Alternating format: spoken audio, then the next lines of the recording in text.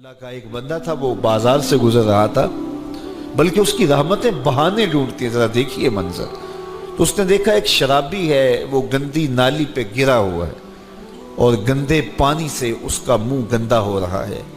انسان کے احترام کے ناطے دل میں ترس جاگا اور اس کو وہاں گندی نالی سے اٹھایا اور اس کا منہ دھویا اور گھر کا رستہ دکھایا۔ خیر شام ہوئی، رات پڑی۔ جب پچھلا پہر ہوا تو وہ بزرگ جنہوں نے دن کو شرابی کا منہ دھویا تھا تو وہ مسجد میں تہجد پڑھنے کے لیے آئے، تو کیا دیکھا کہ وہی شرابی جو دوپہر کو گندی نالی پہ دھت پڑا تھا آج اس بزرگ سے بھی پہلے مصلی پہ کھڑا ہو کے نماز پڑھ رہا ہے۔ تو بڑی حیرت ہوئی کہ یہ تو وہ دن والا شرابی ہے اور میں نے آج اس کا منہ دھویا تھا، نشے میں دھت پڑا تھا۔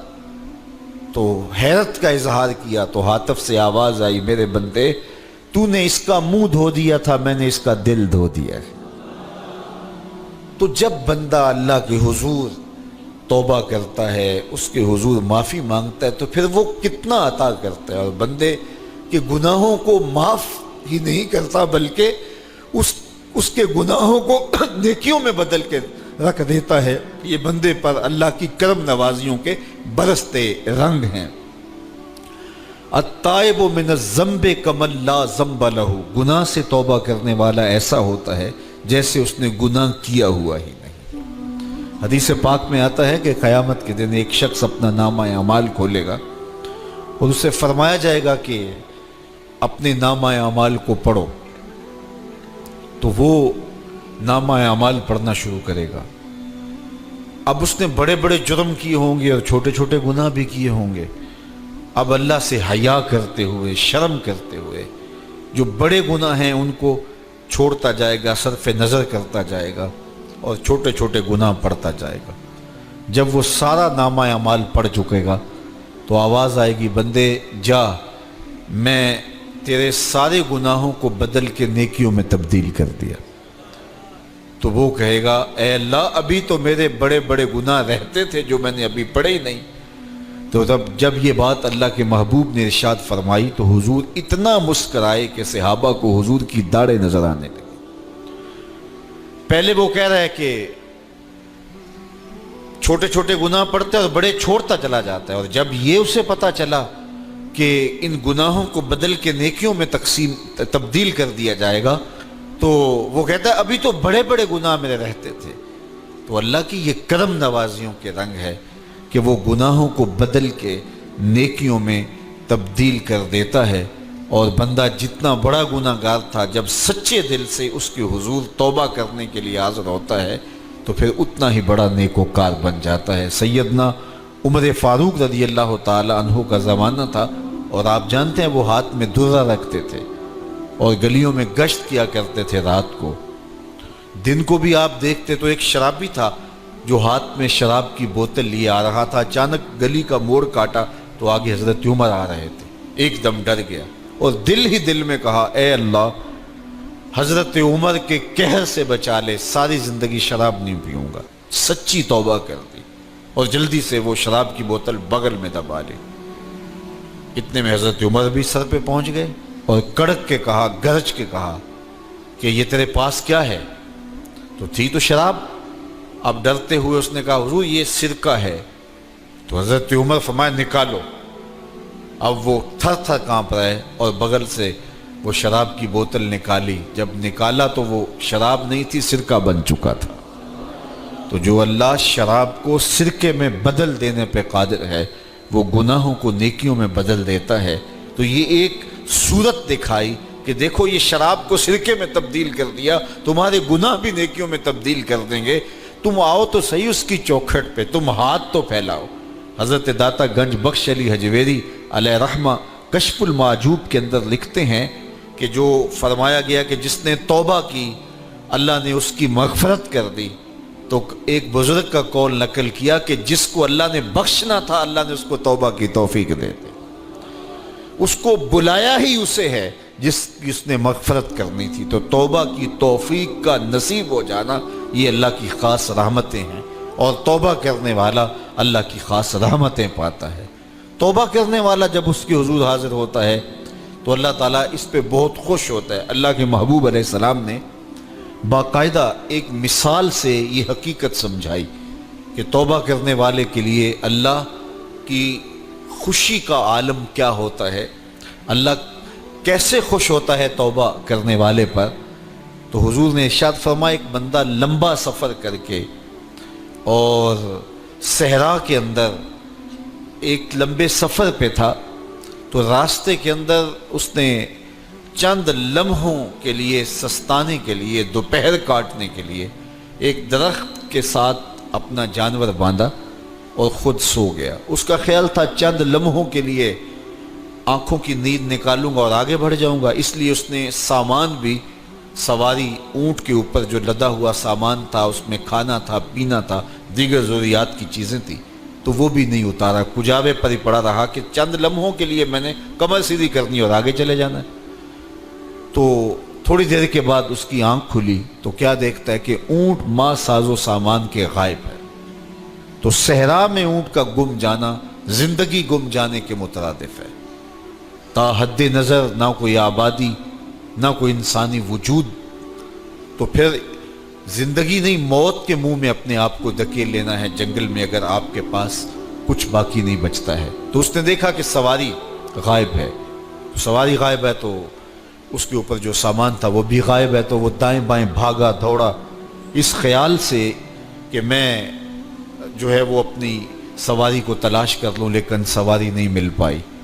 تو پھر وہ دوبارہ آیا اور اسی جگہ بیٹھ گیا، اب موت کا انتظار کرنے لگا۔ چونکہ صحرا میں سواری گم گئی اور میلوں تک انسانی آبادی ہی نہیں ہے، تو وہی پیاس سے ہلکان ہوا، بے چین ہوا، وہاں درخت کے ساتھ ٹیک لگا کے موت کا منتظر ہو کے بیٹھ جاتا ہے، اور یوں بیٹھے بیٹھے اس کی آنکھ لگ جاتی ہے۔ اچانک اس کی آنکھ کھلتی ہے تو کیا دیکھتا ہے کہ اونٹ ماں ساز و سامان کے پاس کھڑا ہے۔ تو اونٹ کا ملنا زندگی مل جانا تھا، تو وہ اتنا خوش ہوا کہ خوشی سے اس کی زبان بل کھا گئی۔ وہ کیا کسی نے کہا نا کہ جب بھی تیری قربت کے امکان نظر آئے ہم اتنے خوش ہوئے کہ پریشان نظر آئے۔ تو کہنا تو یہ تھا کہ اے اللہ تو میرا رب اور میں تیرا بندہ، لیکن وہ خوشیوں کے ہجوم میں درک گیا اور کیا کہتا ہے، اللہم انت عبدی وانا ربک، اے اللہ تو میرا رب، تو میرا بندہ اور میں تیرا رب۔ تو اس قدر وہ خوشیوں میں درک گیا کہ اس کو اپنی زبان پہ قابو اور کنٹرول نہ رہا۔ کسی کے آنے سے ایسے ہوش اڑے ساقی کے، شراب سیخ پہ ڈالی اور بوتل میں کباب۔ تو کہتا ہے اللہم انت عبدی وانا ربک، تو میرا بندہ اور میں تیرا رب۔ تو یہ اس کی زبان قابو میں نہ رہی اور وہ بل کھا گیا، خوشیوں کا ہجوم ایسا ہوا۔ تو اللہ کے محبوب نے یہ مثال بیان کرنے کے بعد ارشاد کیا، مجھے بتاؤ اس بندے کو کتنی خوشی ہوئی کہ زبان پہ قابو نہیں، جذبات پہ کنٹرول نہیں، کہنا کچھ ہے بول کچھ رہا ہے۔ تو صحابہ نے عرض کی حضور بہت خوشی ہے۔ تو فرمایا جس طرح یہ بندہ اونٹ کے ملنے پر واپس آنے پہ خوش ہوا، حتیٰ کہ خوشیوں کے ہجوم میں اس کی زبان بھی قابو میں نہیں رہی، یہ بتا رہا ہے خوشیوں کے وفور کا عالم اور مسرتوں اور جو ہے وہ خوشیوں کی کثرت کا عالم بتا رہا ہے۔ تو فرمایا یہ بڑا خوش ہوا جب کوئی بندہ پلٹ کے مالک کی دہلیز پہ آتا ہے، اللہ اس سے بھی زیادہ خوش ہوتا ہے کہ میرا بندہ میری چوکھٹ پہ آ گیا۔ تو پھر اللہ یہ نہیں دیکھتا کہ اس کے گناہ کتنے، سمندر کی جھاگ کے برابر بھی گناہ ہو تو معاف کر دیے جاتے ہیں، اس لیے کہ میرا بندہ پلٹ کے میری چوکھٹ پہ آیا ہے۔ تو توبہ اللہ کو محبوب ہے، اللہ کو مطلوب ہے، اللہ کو چاہیے کہ بندہ اس کے حضور آئے اور پھر اللہ جل شانہ اس کی مغفرت و بخشش فرما دیتا ہے۔ یہ موسم نور کے موسم ہے، عام دنوں میں بھی توبہ کرو، دن میں کرو یا رات کو کرو، کسی بھی مقام پہ توبہ کرو، اللہ معاف کر دینے والا ہے۔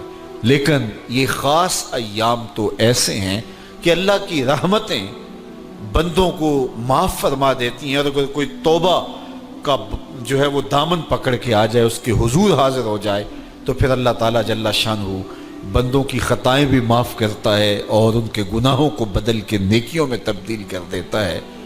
خوش نصیب ہیں وہ لوگ جو ان بابرکت ایام میں اپنی بخشش کا سامان کر لیتے ہیں، اور ان سے بڑا بدبخت بھی کوئی نہیں جو ان سہانے موسموں میں بھی پیاسے رہتے ہیں اور ان موسموں میں بھی ان کی بخشش و مغفرت نہیں ہو پاتی۔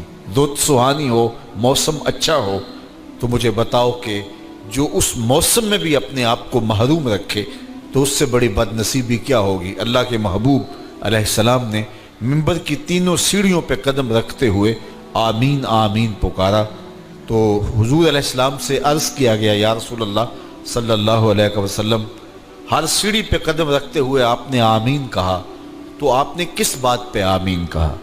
فرمایا جبریل امین حاضر خدمت ہوئے اور انہوں نے کہا اس شخص کی ناک خاک آلود ہو جو ماہ صیام رمضان المبارک کو پائے اور اپنی بخشش نہ کروا سکے۔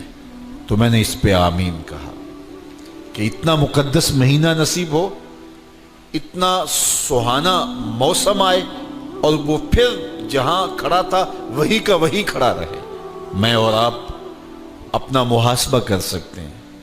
موسم رحمت اور فصل نور رمضان المبارک اپنا آدھا سفر طے کر چکا ہے، یہ مبارک مہینہ آدھا سفر اس کا بھی باقی ہے۔ تو میں اور آپ ذرا اپنے آپ کو اپنے ضمیر کی عدالت میں کھڑا کر کے اپنے آپ کو دیکھ کر کے دیکھیں، سوچیں کہ ہم نے ان 15 دنوں کے اندر کتنا سفر طے کیا۔ 29-30 شعبان کو ہم جہاں کھڑے تھے، کیا ہم آج بھی وہیں کھڑے ہیں یا ہمارا کچھ سفر بہتری کا ہوا ہے؟ اور اگر ہم وہیں کے وہیں کھڑے ہیں تو پھر ابھی وقت ہے، ہم بقیہ 15 دنوں میں اللہ کی رضا جوئی کے لیے کوشاں ہو جائیں، ورنہ کتنی بڑی وعید ہے۔ جبریل دعا کر رہے ہیں اور اس پہ حضور آمین کہہ کے مہر لگا رہے ہیں، اس شخص کی ناک خاک آلود ہو جو ماہ صیام کو پائے اور اپنی بخشش نہ کروا سکے۔ مجھے اور آپ کو پتہ ہے کہ ہم کہاں کھڑے ہیں۔ بل الانسان علی نفسہ بصیرہ ولو القی معاذیرہ، انسان خود اپنے آپ کو جانتا ہے کہ میں کہاں کھڑا ہوں، وہ اپنے آپ کو خود دیکھتا ہے۔ ایک تو فیصلہ قیامت کے دن ہوگا، نامہ اعمال تولے جائیں گے اور نامہ اعمال کے تلنے کے بعد پتہ چلے گا نیکیاں کتنی ہیں اور برائیاں کتنی ہیں۔ لیکن ایک ہم اپنے ضمیر کے اندر ترازو گاڑ کر کے اپنے عمل تول سکتے ہیں اور ہمیں پتہ ہے ہم نے نیکیاں کتنی کی، ہمیں پتہ ہے ہم نے برائیاں کتنی کی۔ جو نیکیاں کی ان میں اللہ کی رضا کے لیے کتنی کی، لوگوں کے دکھاوے کے لیے کیا کیا، خواہش نفس کے لیے کیا کیا۔